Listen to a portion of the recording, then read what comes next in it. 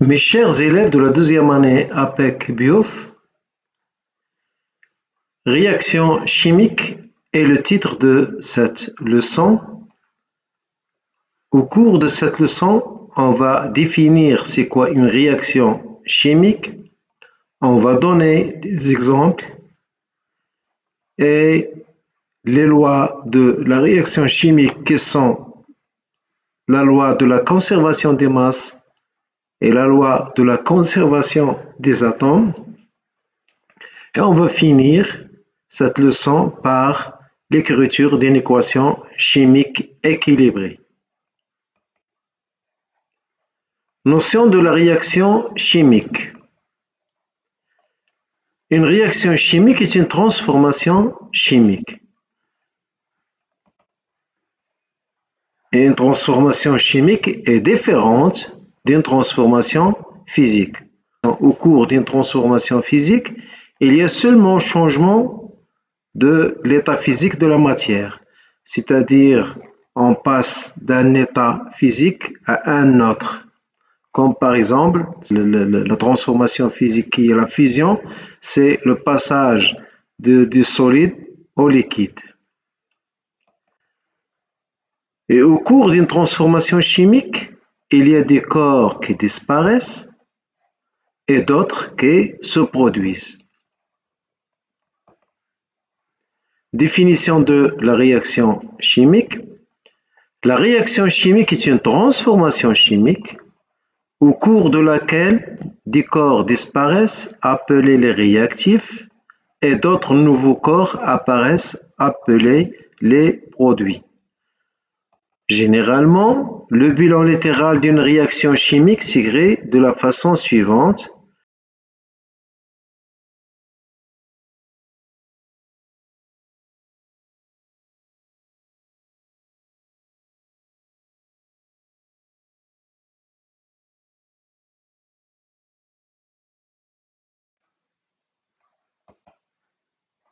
Exemple de quelques réactions chimiques.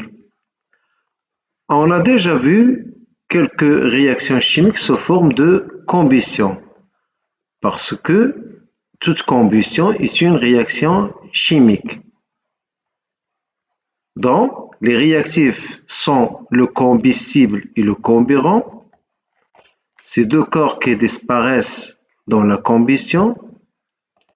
Et il y a apparition des produits de la combustion qui vont jouer le rôle des produits de la réaction chimique. Exemple, par exemple, combustion des carbones. On a comme réactif, on a carbone et dioxygène. Ces deux vont disparaître et on aura comme produit le dioxyde de carbone. Un deuxième exemple, combustion du fer. On a comme réactif le fer et le dioxygène. Et il va apparaître, il y a disparition de ces deux réactifs et apparition d'un produit qui est l'oxyde de fer magnétique. Un troisième exemple, la combustion complète du bétane.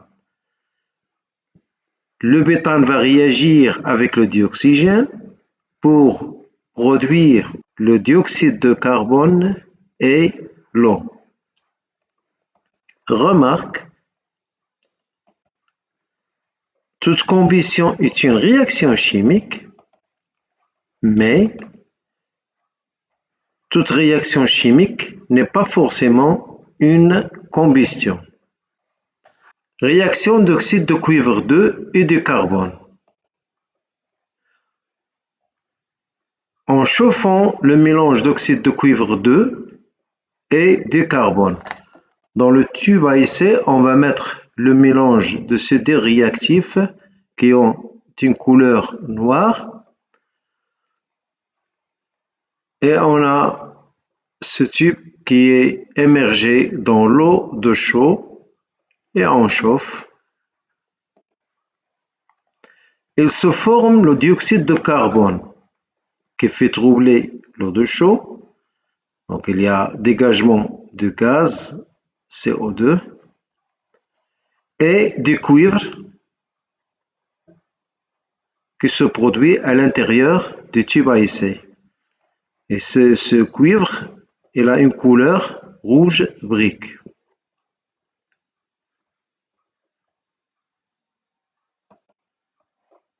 Le bilan littéral de cette réaction chimique s'écrit. On a comme réactif, on a CuO qui est l'oxyde de cuivre 2 et C qui est le carbone. Et on a comme produit, on a le dioxyde de carbone et le cuivre.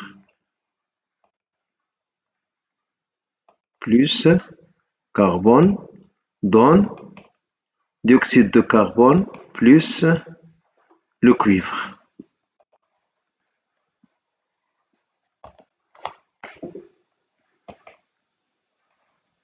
Les lois de la réaction chimique. On va voir deux lois de la réaction chimique qui sont la loi de la conservation des masses et la loi de la conservation des atomes au cours d'une réaction chimique. On commence par la première loi qui est la loi de la conservation des masses. Activité expérimentale, on va prendre comme réaction une réaction entre deux solutions aqueuses. Avant la réaction chimique, on va prendre une balance qui indique 0 g.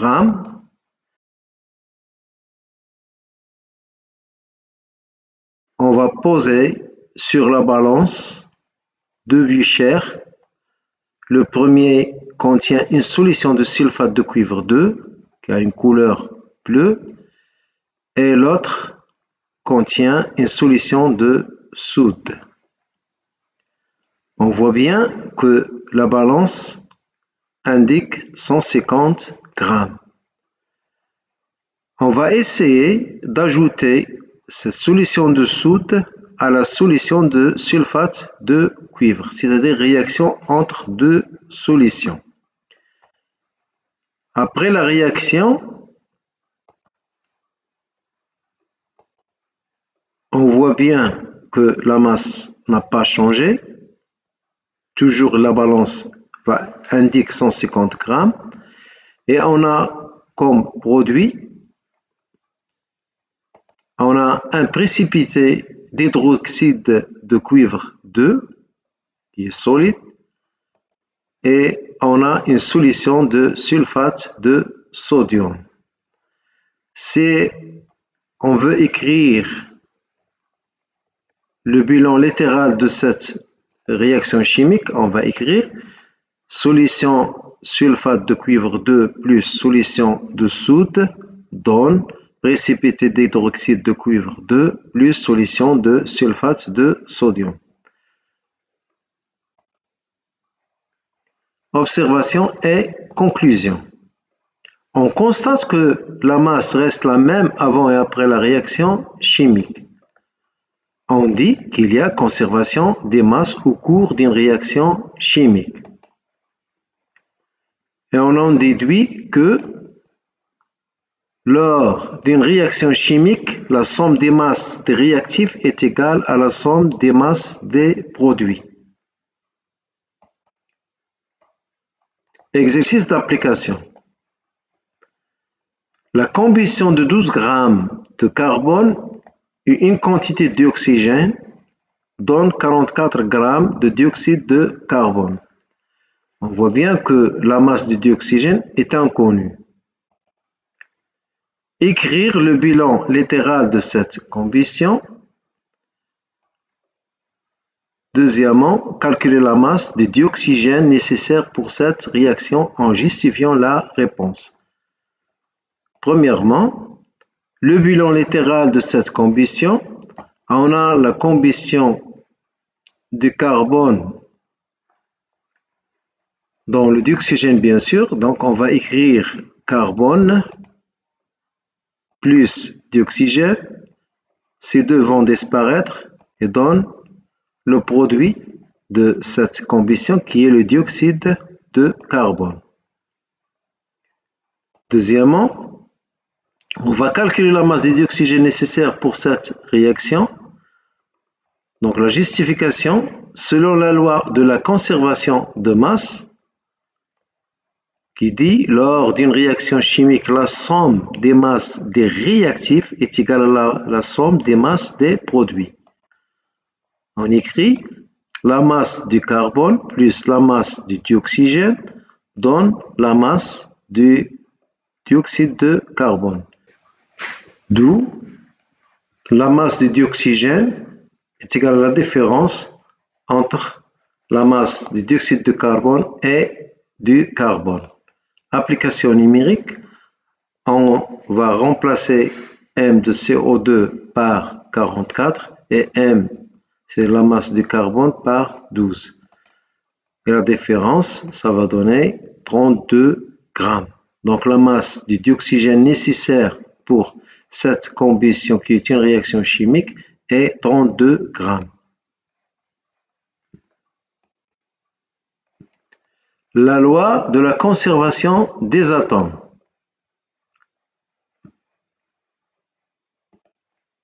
Prenons comme exemple la combustion complète du carbone. Donc la réaction chimique qu'on va prendre comme exemple ici, on a carbone plus dioxygène donne le dioxyde de carbone. Les formules chimiques.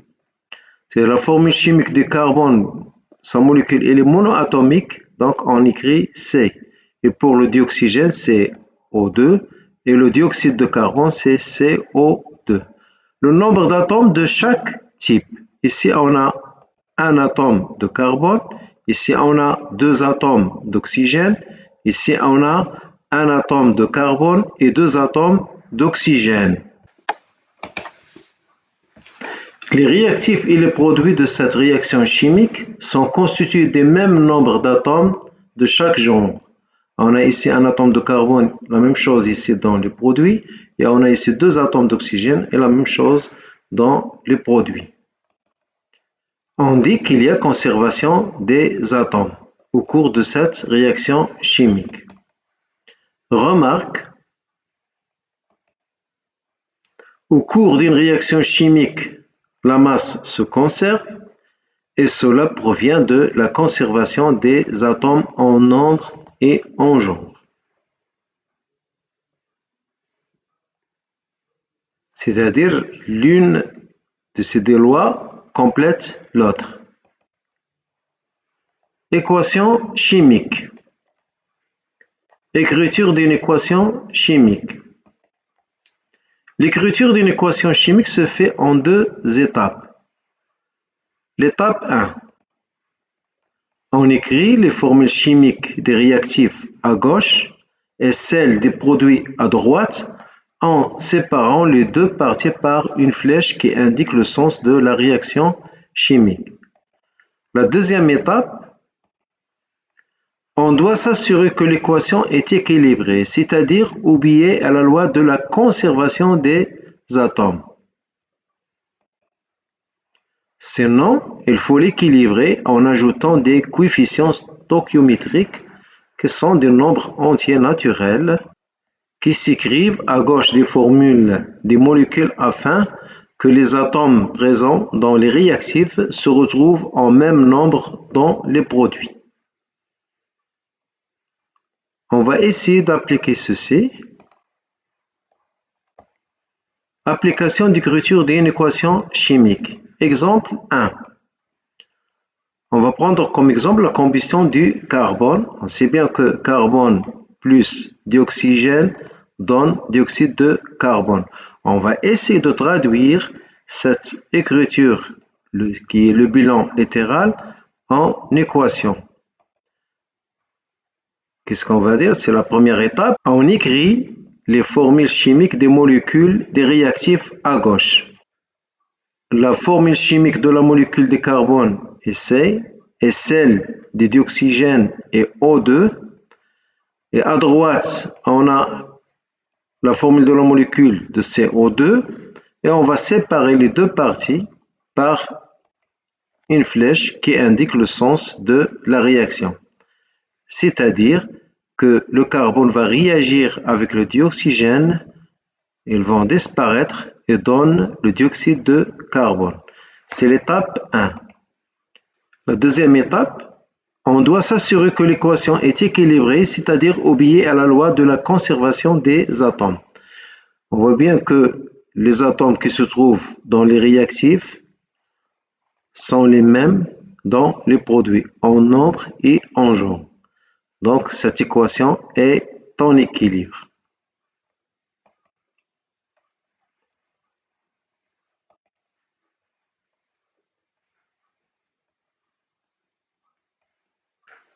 Exemple 2. La combustion des fers. On a le fer plus le dioxygène donne l'oxyde de fer magnétique. La première étape, on écrit la formule chimique. On a le fer qui a la formule chimique des molécules de fer, c'est Fe, et celle d'oxygène, c'est O2, et celle de l'oxyde de fer magnétique, c'est Fe3O4. Et on sépare les deux parties par une flèche. Maintenant, on passe à la deuxième étape pour s'assurer est-ce que cette équation est équilibrée ou non. On voit bien que le nombre des atomes de fer dans les réactifs est égal à 1 et dans les produits c'est 3. Donc cette équation est non équilibrée. Comme on peut voir aussi qu'il y a 2 atomes d'oxygène dans les réactifs et 4 atomes d'oxygène dans les produits. Qu'est-ce qu'on dit? On doit s'assurer que l'équation est équilibrée, c'est-à-dire obéir à la loi de la conservation des atomes. On voit bien ici qu'il n'obéit pas à cette loi. Donc, il faut l'équilibrer en ajoutant des coefficients stoichiométriques. On va ajouter des nombres entiers naturels qui s'écrivent à gauche des formules des molécules. C'est-à-dire la place de ces coefficients, c'est à gauche de chaque formule. Ici, pour le dioxygène, c'est ici, et pour l'oxyde de fer magnétique, c'est ici.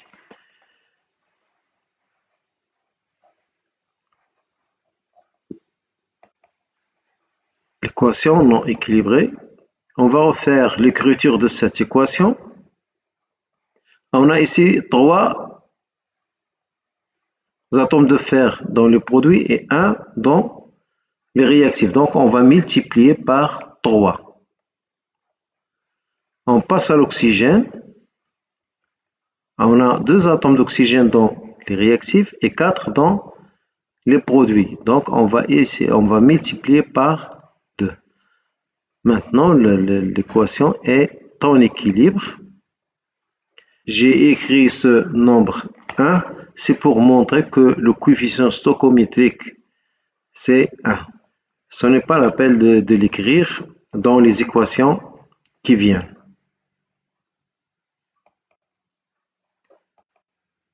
2, 1, ce sont des coefficients stoichiométriques. Quelques équations chimiques à équilibrer. Voilà, on a un ensemble de réactions chimiques, leurs équations, équilibrant les équations des réactions chimiques suivantes. On a ici le méthane qui va réagir avec le dioxygène et va donner le dioxyde de carbone et l'eau. On voit bien que cette équation est non équilibrée. On voit dès le départ qu'on a ici 4 atomes d'hydrogène et dans le produit on a 2. Comme on peut voir que l'oxygène est non équilibré aussi, on a ici 2 dans les réactifs. Ici on a 2 plus 1, c'est 3. On va commencer par le carbone, on a 1. L'hydrogène, on a ici 4. Ici on a 2. Donc on va multiplier par 2.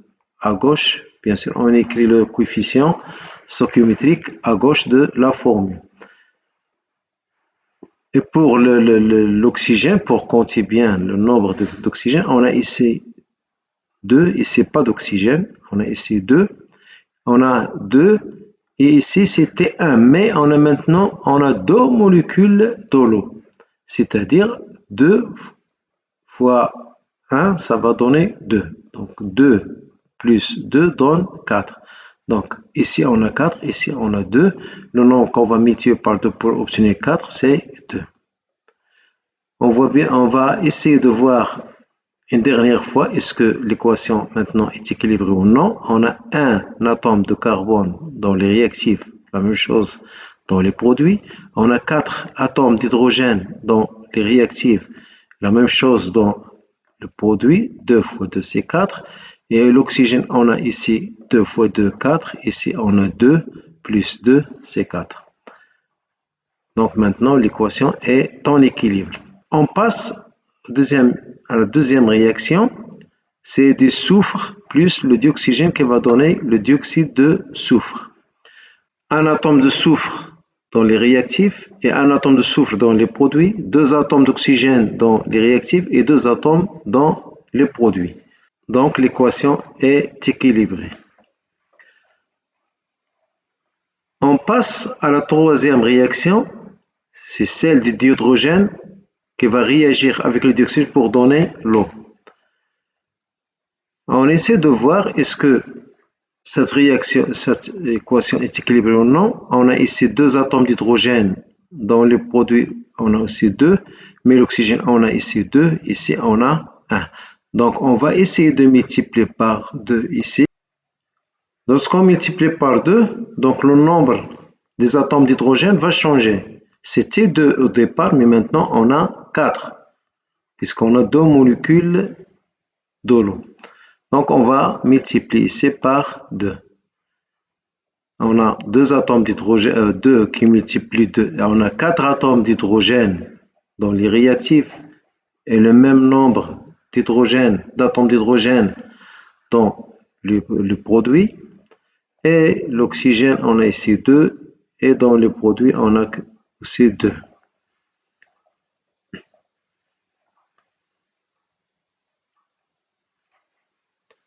Maintenant, l'équation est équilibrée. On passe à la quatrième réaction qui est entre l'oxyde de cuivre 2 et le carbone, qui va donner le dioxyde de carbone et le cuivre. Voilà. On va essayer de voir est-ce qu'elle obéit à la loi de la conservation des atomes ou non. On a le cuivre Cu, on a ici on a un atome de cuivre dans les réactifs, la même chose dans les produits. On a ici un atome d'oxygène dans les réactifs, mais on a 2 atomes d'oxygène dans le produit. Donc, on essaie d'équilibrer l'équation. Puisqu'on a ici 1 et ici on a 2, on va multiplier par 2. Donc le nombre des atomes de cuivre va changer. On a ici 2 et dans le produit on a 1, on va multiplier par 2. Essayons de voir est-ce que l'équation est équilibrée pour une dernière fois. On a 2 atomes de cuivre et dans le produit on a aussi 2 atomes de cuivre. On a 2 atomes d'oxygène dans les réactifs et on a 2 atomes aussi d'oxygène dans les produits. Et le carbone, on a ici 1 et dans les produits, on a 1. On passe à la dernière réaction chimique qui est la combustion complète du butane. On voit bien que le nombre des atomes de carbone dans les réactifs c'est 4 et dans les produits on a 1. Comme on peut voir que le nombre des atomes d'hydrogène, ici on a 10 et ici on a 2. On commence toujours par le carbone, puisqu'on a ici 4, ici on a 1, on va multiplier par 4. Pour l'hydrogène, on a ici 10, ici on a 2. On va multiplier par 5. L'oxygène, on a ici 2, et dans l'autre côté, on a 4 fois 2, 8, plus 5, c'est 13. Le nombre qu'on va multiplier par 2 pour obtenir 13, c'est 13 sur 2. On sait bien que les coefficients stoichiométriques doivent être des nombres entiers naturels. Et si on divise 13 par 2, ça va donner 6,5. On ne peut pas partager une molécule en deux. Donc, pour se débarrasser de ce 2, qui est dans le dénominateur, on va multiplier tous les stoichiométriques par 2. Ici, on va multiplier par 2. Ici, si on multiplie par 2, donc on va simplifier par 2, reste 13. Ici, ça va donner 8. Ici, ça va donner 10. Si on essaie de voir est-ce que l'équation est équilibrée ou non, on a 8 atomes de carbone, dans le produit, on a 20 atomes d'hydrogène dans les réactifs et on a 20 atomes d'hydrogène aussi dans les produits. Pour l'oxygène, on a 13 fois 2, 6, 26 atomes d'oxygène dans les réactifs et dans le produit, on a 8 fois 2, 16 plus 10. Et à bientôt.